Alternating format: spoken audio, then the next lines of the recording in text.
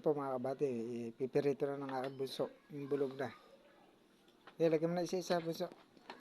Tinuturuan po natin magpirito. Pero nakabantay naman tayo mga kabate, para nakaguide tayo sa kanya. Yan ang aking bunso mga kabate.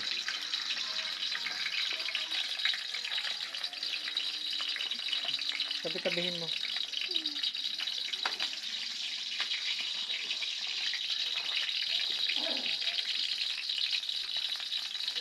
Okay, lagyan ka.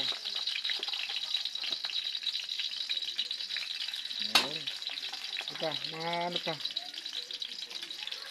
Diba, may pagitan pa yun sa gilid. Ayan.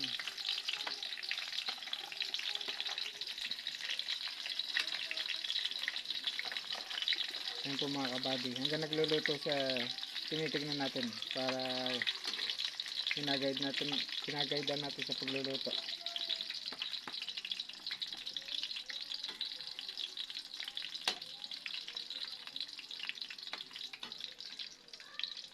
Oo na, huwag masyadong lakasan.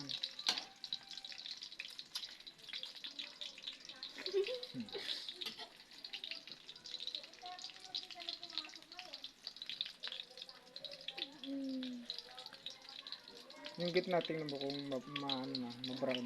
Yan. Yan, bibigyan mo lang. Yung gawin gitna lang muna. Isa pa, yan. Ayan, balik mo ulit. At hindi pa lutuin. Yan. Yan, gitna. Yung gawin gilid dito. Yan. Paikot. Ito. Ayan, biling mo na yan. Baka pwede na isa na yun. Tingnan mo. Pwede na yan. Ayan.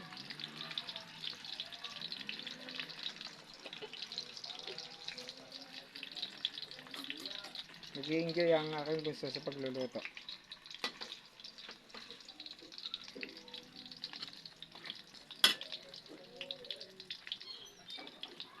Nagkayan ko pa. Kumuha na ang plato. Or ito na yung mangkok. Hindi, pwede rin yan. Diyan na sa plato. Huwag may baba dyan ha. Huwag malab dyan. Hawakan mo lang. Tingnan mo pa? Mamaya na unti. Ito yung ano... Ganyan talaga yan. Ganyan po ba?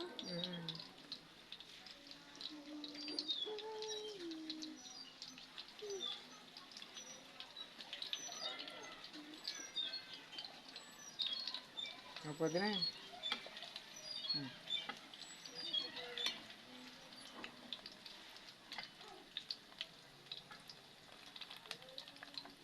Ito. Okay na yan. Huwag mo ilalapit yung pag ganun na pasandok anak ko. Pag ganun. Ganyan. Okay na, huwag mo na ibili. Dahil dito naman igagano mo. Oo nga, ganyan mo. Yan. Huwag mo didikit yung plato sa kawali. Okay. Ayan, ganyan. Kasi may init yan eh. Ayan. Yun. Ito pa. Ito pa ako.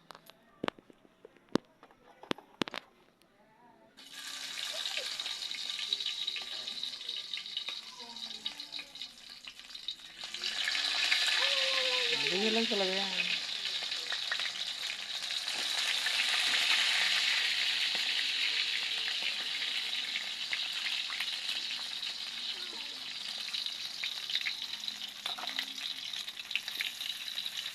Dapat mo, dikit-dikit mo.